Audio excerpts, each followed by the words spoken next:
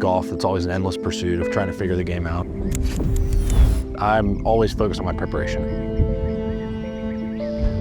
I'm very particular in how my equipment needs to perform. You have to keep evolving, you have to keep adapting, you have to keep trying to get better, because if you sit still, you're going to get passed by. Getting on top is difficult. Staying on top, infinitely harder. To truly innovate, you have to take on risk.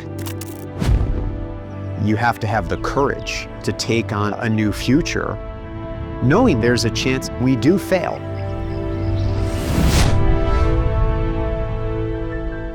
I'm not so sure this story's ever been told publicly before.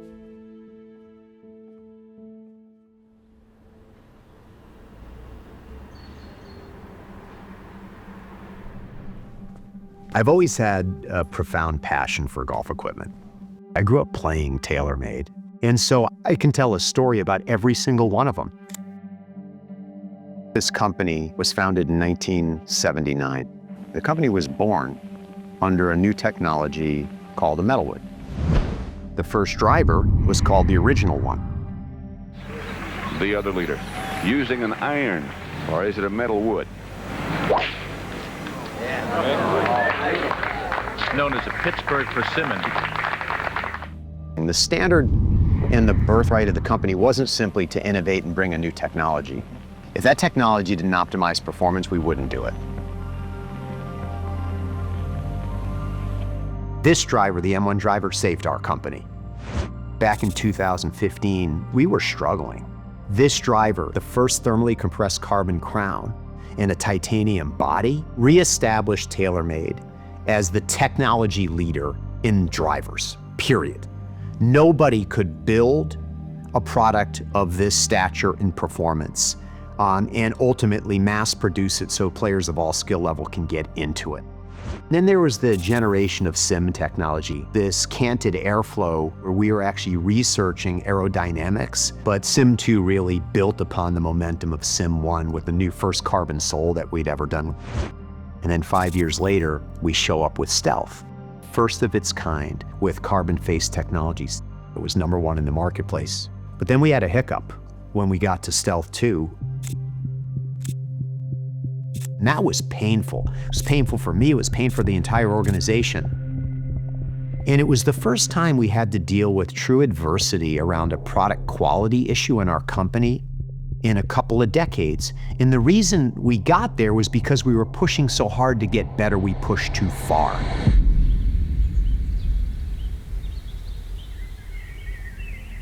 We haven't had it perfect every year, but we try to strive for perfection in everything we do because we have to meet this standard. We truly have to meet this standard. If our products don't work, then they don't come to market. As you know, through all these years with me, is that I don't put something in the bag unless it's better than what I'm currently playing. Last year was a little bit tricky where we had a lot of market success to QI35, but some of our top key athletes really didn't put it in play. We couldn't show them something better than what they were playing previously, and so there's definitely some added pressure. When we build them in CAD, they're done to the 10th of a millimeter, to the 10th of a degree, because we want to make sure that what we give to our consumer is what we're designing and simulating here. We're having a moment right now where for the past 5 years we had been working on the advancements that are now showing up in the QI4D driver. Our mission was very clear. We challenged our team to build the fastest and most fittable driver technology in the history of our company and the game of golf.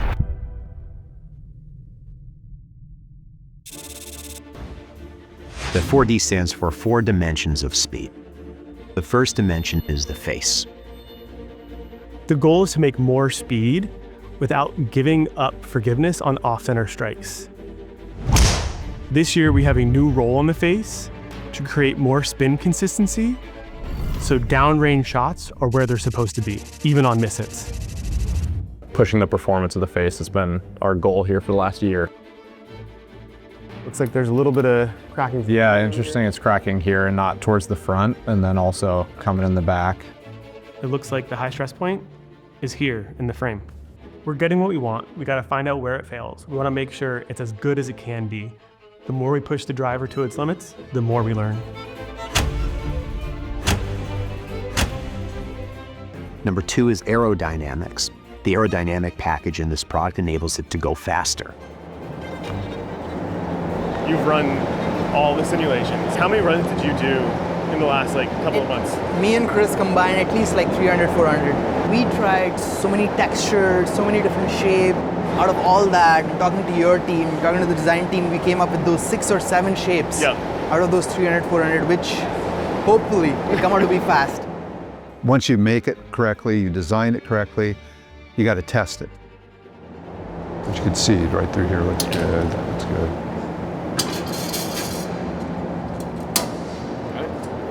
Clear. Tool count, it's like a surgeon.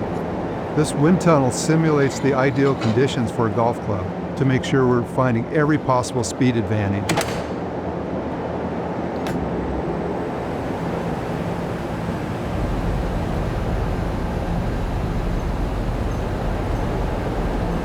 A lot of times you're only getting 0.4 miles per hour faster, and then you get 0.4 on that. Next thing you know, you're 1 mile an hour faster. We do all these simulations over months, a lot of CAD work, a lot of aero modeling efforts, and then you put this thing in the tunnel for 5 seconds, and that's going to tell us whatever we did for the last 1 year, is that an improvement or not?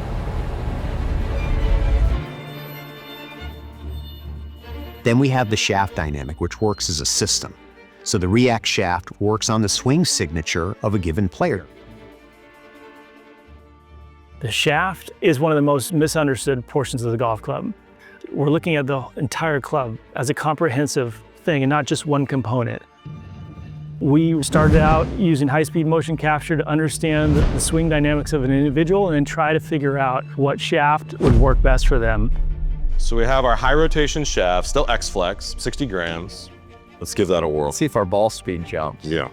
We've been capturing all that data in the field with real golfers, and we're taking the swing and breaking it down into, oh, you swing this way? Here's a shaft profile that's right for you. And will really benefit all golfers. We see guys come through here with extremely high club head speeds. We put them into a red profile, and immediately we see their dispersion tighten up, and then they get more confident. Just going through a quick fitting like this, just imagine how much more distance we can get every consumer out there. No stone has been left unturned trying to figure out how do we go faster and make these products more fittable. One of the unique things about golfers, and I would include myself in this comment, everybody has a different swing signature. It's like everybody has an individual thumbprint. No two thumbprints are exactly the same. No two golf swings are exactly the same. How we release the golf club differs from Collin Morikawa to Rory to Scottie to Nelly to Tommy, to me or to anybody else that plays TaylorMade. So the fourth dimension of speed is ultimately fitting.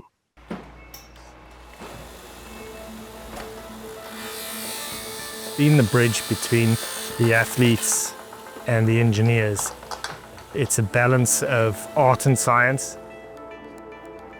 The biggest thing for me as a fitter, the more adjustability that engineers can give you, the better. Corey, what did you need me to bring for you? One for planting is that 8 degree in the bottom of that thing. We've been working with this product for 6 months, and this will essentially be the first hit.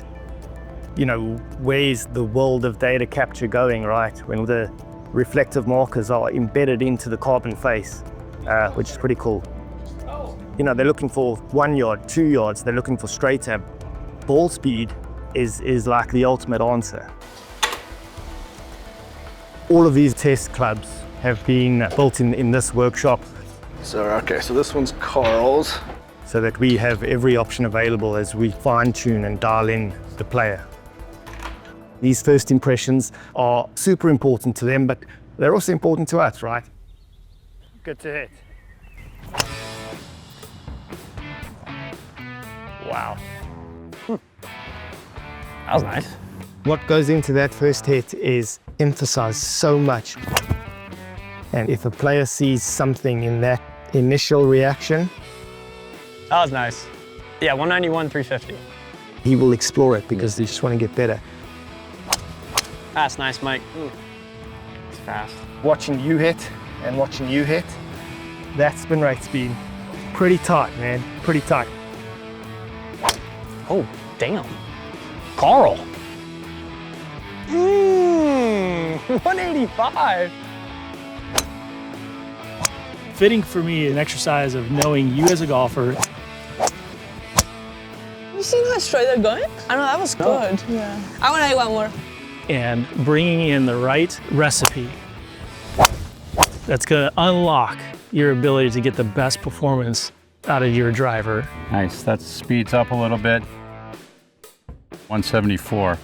What is better for you when it comes to a driver? There's a lot of boxes you have to check. If it's spinning tighter, which is what we've seen with this head, like I'm really happy with that. If all things were equal to your QR35 and you found that mile-an-hour ball speed, is that enough for you? 2 would be better than 1.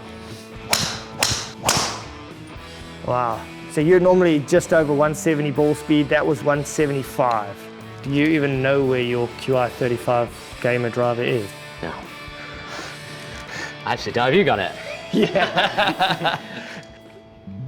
The players that TaylorMade have on staff, you know, it's the best of the best of the best.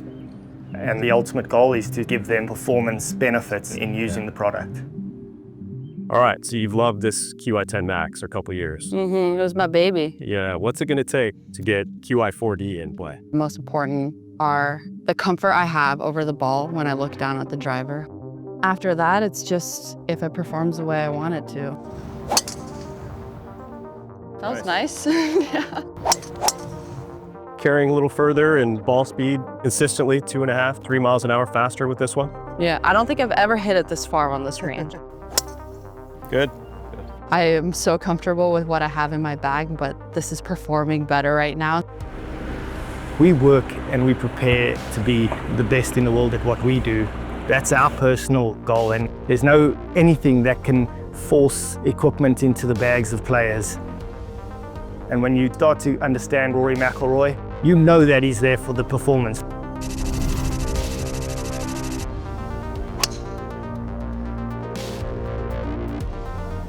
Decent numbers, maybe get it a little bit warmer. All my talking. I remember the first time I worked with you and you were like just touching 180 ball speed. Yeah. It says a lot for like how you got to keep evolving. What was that last one you see? 190 ball speed. Yeah, it's pretty good. I see these guys coming through like Luke Clanton and Michael Thorbjornsen and Carl Phillips, and I have to stay ahead of them.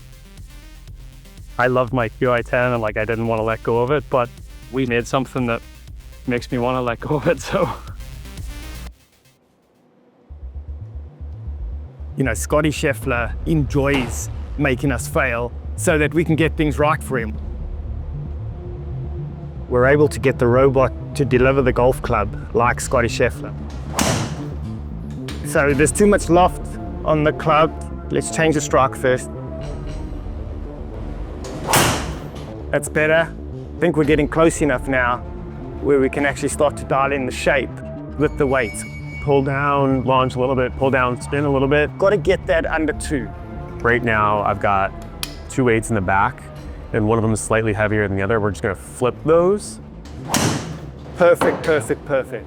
175 ball speed, which is great. Literally, if that's the first golf shot that Scottie hits, I'm over the moon.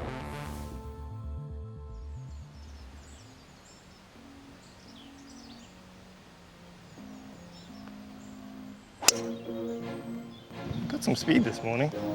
You were up at 180. That's good. I feel like I hit such a variety of shots. You know, I'll hit it low, I'll hit it high, I'll curve it both ways. And so it's easier to hit shots on the range with the driver. And then when you get on the course, those little tiny details can be harder to dial in. So that's really good. For me to be able to actually curve it against that wind. I love it, mate. And then things get very complicated. I mean, you play with tee height, you play with ball position. Yeah, I will do all I mean, stuff, yeah. it's the toughest fitting golf. Pretty smooth, pretty good. Pretty good. What makes the fitting so hard is the club has to be able to do that, go, 20 feet off the ground or whatever, and then I also have to be able to hit it straight up in the air when I need to. Yeah.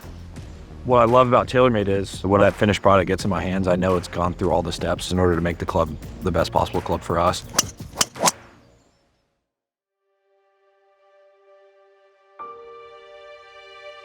What I've realized is the best sign of trust is when world-class athletes take our product, they put it in play, and they win with it. And they look at us and they say, hey, to our engineers, to our product creators, this is exactly what I needed to optimize my performance. If I could bottle up all the words to describe the team behind QI40 driver, it's incredible. They all collaborate in a way that challenges each other. Working in the golf industry is really a blessing because it allows me to marry my job with my passion. We do develop some emotional attachment to the products that we design and make. So when you get done with this thing and you've not only put them into tour players' hands, but you put them into the market, there's a certain level of vulnerability to that. And is it good enough to move the needle again? We've been through the fire, and there's no success without taking risks. One of the greatest feelings for me in my role at this company for over 20 years is being able to see Rory McIlroy or Tiger Woods or Tommy Fleetwood or Collin Morikawa, Nelly Korda or Scottie Scheffler pull that TaylorMade head cover off and they send it.